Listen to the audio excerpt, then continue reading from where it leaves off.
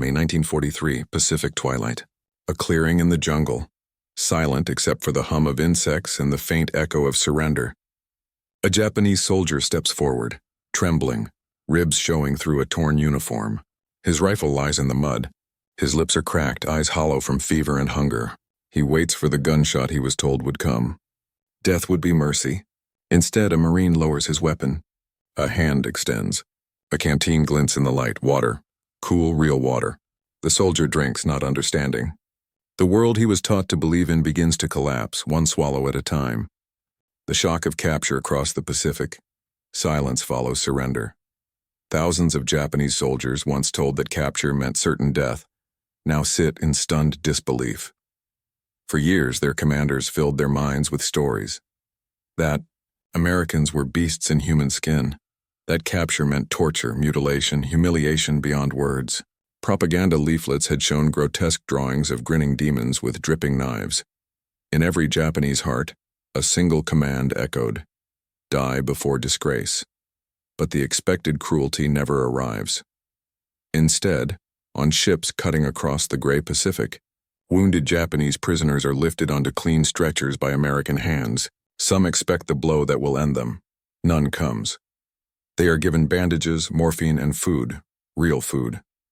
The smell of broth fills their nostrils, something they have not known since the jungles of Bataan or the caves of Guadalcanal. American nurses tend to them without malice, without mockery. The wounded, delirious from infection and shock, murmur, "Why are they helping us?" When the ships dock at Angel Island, California, the disbelief deepens. Here, on the first American, soil they ever touch, there are no screams, no beatings, no firing squads. Guards escort them through medical inspections, not to torment them, but to vaccinate, to clean, to delouse. Their filthy uniforms are burned. New ones are issued. Blankets, soap, and hot meals follow. In the quiet of that first night, one prisoner writes in a diary he will never send home. They treat us like men. I cannot understand this. The journey inland begins. Trains rumble eastward through the vast American countryside. Every mile reveals a land of impossible scale, endless farms, glimmering cities, factories that stretch for blocks. Power lines and grain silos replace the bombed ruins they left behind. From the train windows, the prisoners see abundance beyond imagination.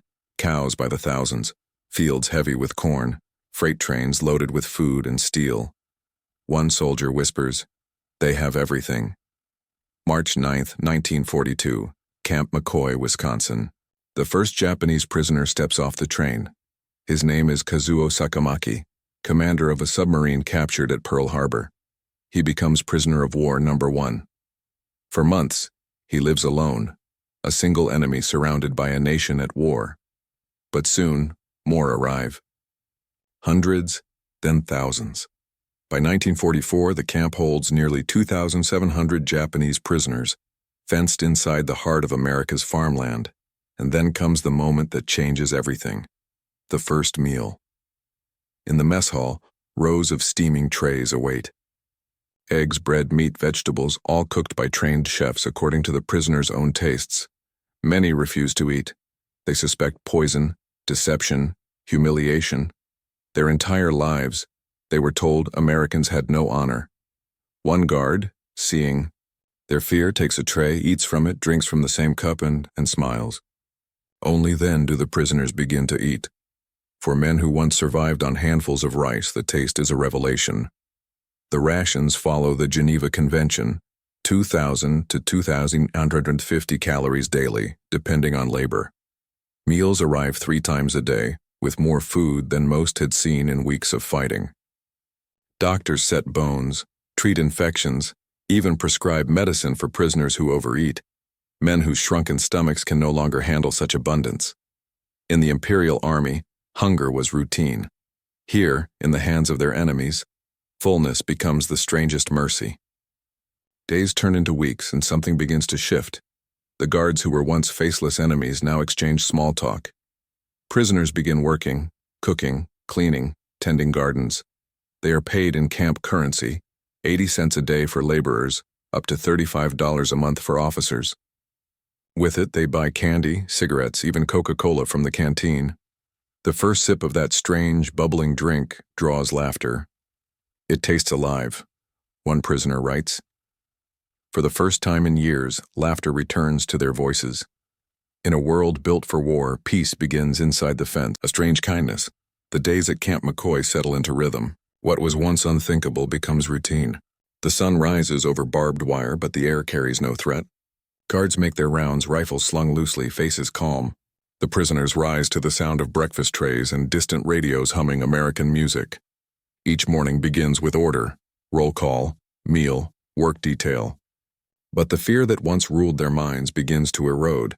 The camp's kitchens, once viewed with suspicion, now draw lines of hungry men. Rice, vegetables, fish, and even Japanese-style pickles appear, prepared by special cooks trained to meet cultural needs. The irony is bitter. The enemy feeds them better than their own commanders ever did. Some men still refuse the food at first, clinging to the stories they were raised on. That kindness is a trick, that mercy is camouflage for shame. But hunger, the oldest truth of war, wins them over. They eat. They live, and slowly they begin to see. The canteen becomes the camp's heartbeat. Behind the counter, candy bars, cigarettes, gum, and bottles of Coca-Cola chilled in ice. 5 cents a bottle, the same price every American pays. To the prisoners, it feels impossible. In Japan, sugar is a luxury, tobacco a fading memory. Here, abundance flows like water. With the wages they earn from voluntary work, 80 cents a day for laborers, or more for skilled men, the Japanese prisoners buy what, in Japan, would require connections or bribes. A man who once fought to the brink of starvation now holds a chocolate bar in one hand and a cold soda in the other. He bites into it slowly. The sweetness hits like lightning. This, he whispers, is freedom's taste. Life in Camp McCoy becomes a mirror of the nation beyond its fences, a small version of an America that runs on order, industry, and plenty.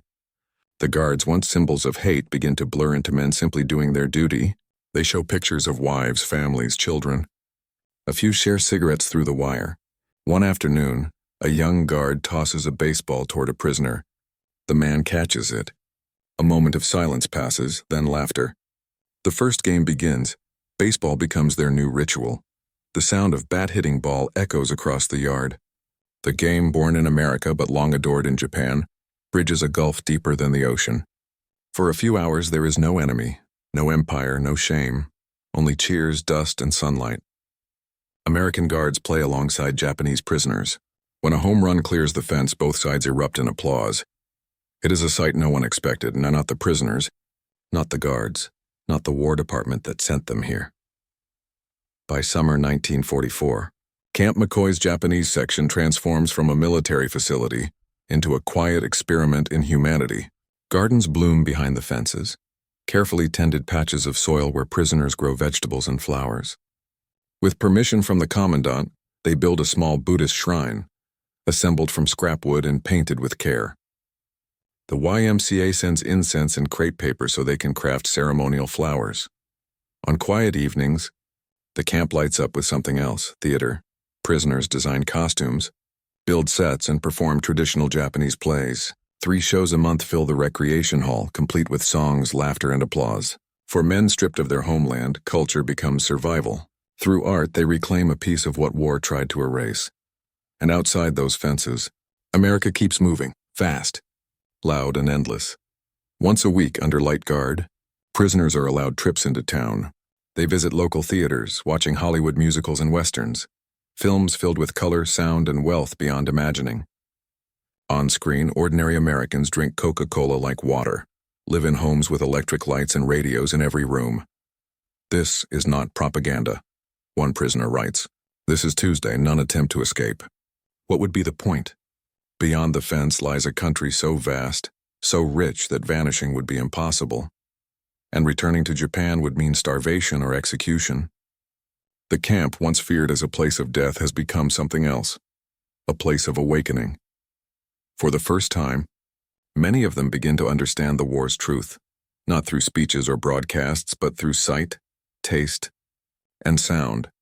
They realize Japan cannot win. They realize Japan never could. Because while one nation teaches men to die for honor, The other builds a world where even enemies can live with dignity.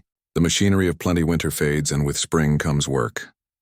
For the first time, the prisoners of Camp McCoy step beyond the barbed wire to see America's beating industrial heart up close. They are assigned to labor details, canning factories, sawmills, dairy farms, and workshops across Wisconsin. The work is voluntary, protected by the Geneva Convention. Those who refuse still receive the same food, the same treatment, but most accept, not out of obedience, but out of curiosity. Curiosity about the country that captured them yet refuses to hate them. At the canning plants, they see machines that never sleep. Endless conveyor belts roll past, peas, beans, corn, all sorted, washed, packed, and sealed in minutes. The speed defies belief. In Japan, this work would take hundreds of hands, thousands of hours. Here, a handful of operators oversee an army of metal and motion. A prisoner stares as crates of canned vegetables stack higher than any warehouse he's ever seen. He whispers to another, they could feed an army for years. And they do. Outside, trucks roar down smooth highways, engines growling like thunder. The air smells of oil, grain, and prosperity.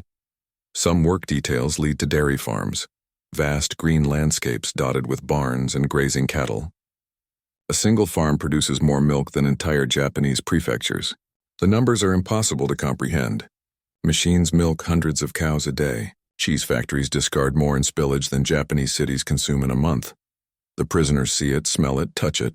Abundance has weight, and in America, it's everywhere. A quiet realization begins to grow. Japan, they now understand, cannot win this war. Not because its soldiers lack courage, but because courage cannot fill empty stomachs. No empire can outfight a continent that eats this well, builds this fast, and never runs out of fuel or steel. At night, back inside the camp, the prisoners talk in whispers. Not about escape or rebellion, those thoughts have long since died, but about what they've seen, about machines that sort food by size, about factories that feed pigs with produce too blemished for human shelves, about waste, on a scale that would sustain Japanese villages for weeks. They throw away food that would save our people, one man says softly, and they don't even think about it. For others, the lessons are personal. A guard naps near a worksite, rifle resting against a tree. No fear, no hatred. When an officer approaches, it is the prisoners who wake the guard to spare him punishment. Trust in its purest form begins to bloom in the unlikeliest soil, but every act of kindness cuts deep.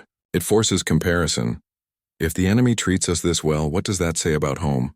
In Japan, prisoners are taught that surrender is a sin beyond redemption, that captured men lose their humanity. Here, the opposite is true. Capture has given them life, warmth, even dignity. It is an inversion so complete that many cannot process it. Some grow quiet. Others weep privately. Letters home are allowed, but few write. Not because of restriction, the Red Cross delivers mail faithfully, but because shame silences them. To admit survival, to admit comfort, would dishonor their families. Better to be dead with pride than alive in mercy. Yet diaries fill with secret words. One entry reads, "They give us more food than we ever had as soldiers. They heal us, feed us, even pay us." If this is how America treats its enemies, what must it give to its own people? Days pass, weeks blur. The prisoners grow stronger, healthier, rounder in the face. The hollowness in their eyes begins to fade. Some take English lessons from guards. Others draw, garden, or build. The camp feels less like a prison, more like a world paused between war and peace. Still, news from the Pacific seeps through. Whispered updates of island battles, of retreats and losses. The empire shrinking mile by mile. The men at Camp McCoy already know the outcome. They've seen the proof in every plate of food, every humming factory, every smiling guard. Japan is starving itself to death while America feeds its captives like guests. When the war ends inside by late 1944, the air in Camp McCoy feels different. The prisoners no longer count the days. They mark them by seasons, by the slow rhythm of a world that seems frozen in time. The radio broadcasts still speak of battles across the Pacific, but here in the quiet heart of Wisconsin, the war feels distant. The men have built something resembling a community. The gardens have flourished. The Buddhist shrine stands polished and cared for. The mess hall buzzes with quiet chatter instead of silence. Every week new shipments arrive from the Red Cross. Books, sports gear, instruments. Baseball remains the favorite pastime, but music and plays follow close behind. One evening, A play fills the recreation hall, a retelling of an old Japanese folktale. The actors wear robes sewn from bed linens, the stage painted with leftover ration crates. The audience, hundreds of prisoners and a handful of guards, sit side by side, laughing at familiar jokes. The performance ends in applause. For a moment, no one remembers the war. Yet beneath the laughter, unease grows. Rumors filter through about the Pacific, of islands lost, of ships sunk, of Tokyo bombed from the sky. None of it surprises them. They've seen the proof already. The abundance around them, the machines, the waste, it all told the truth months before the radio did. Japan, they realize, is running out of everything. Food, oil, hope. The men at McCoy know their homeland will not survive. But knowledge brings no joy, only grief. When the guards announce Germany's surrender in May 1945, the camp pauses. The European war is over. The prisoners gather quietly in the yard, watching the American flag ripple in the breeze. They know what this means. The United States will now turn all its power east, toward Japan. And so they wait. In August, the news arrives. Hiroshima, Nagasaki.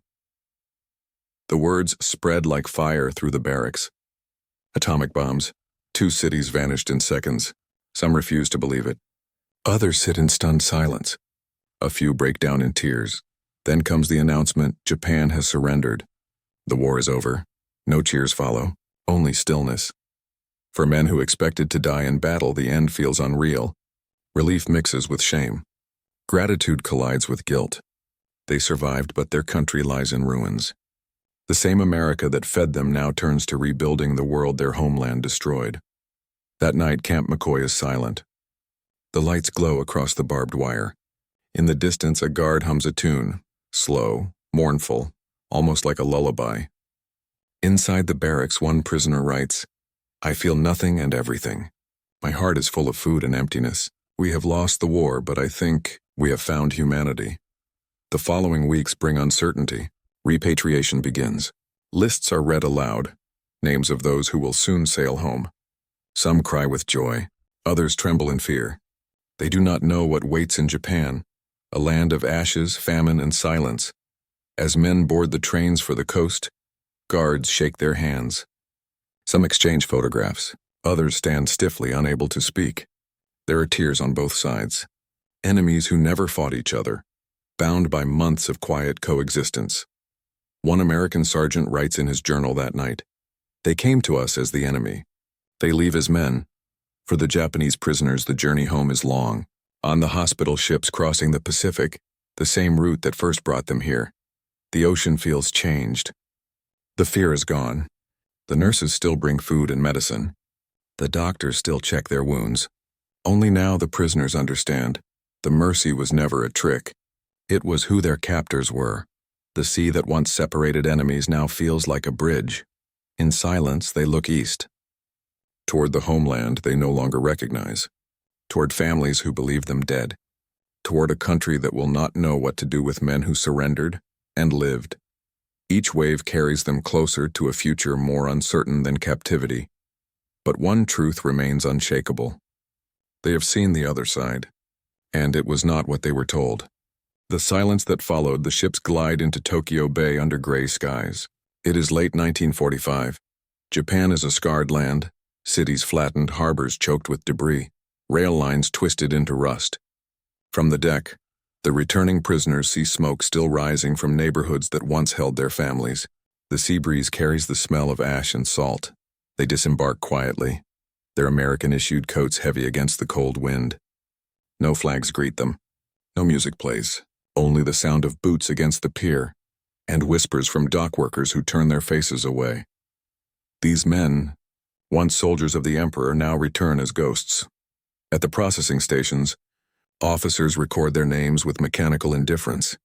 For each the same question, "Where were you during the final battle?" The answer, "Become a prisoner in America," to which draws silence, sometimes disgust, sometimes pity. In a country that equates surrender with shame, survival itself has become a stain. Families embrace them cautiously, as if unsure whether to mourn or celebrate. Mothers weep with relief, but fathers avert their eyes. Children stare at men who look well-fed, even healthy, too healthy to have suffered. Neighbors whisper that they must have collaborated.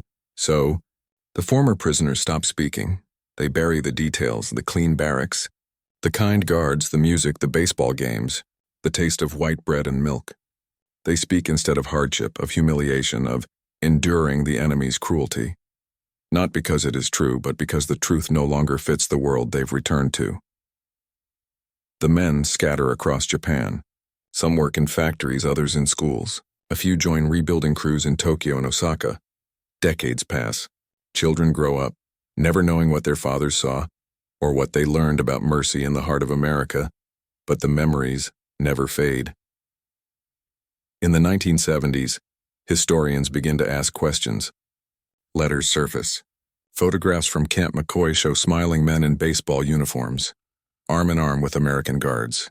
Veterans reunite in quiet gatherings, half in Japan, half in the United States, to remember what official history forgot. They speak softly about the contradictions of war. One man recalls how an American nurse slipped him extra sugar for his tea.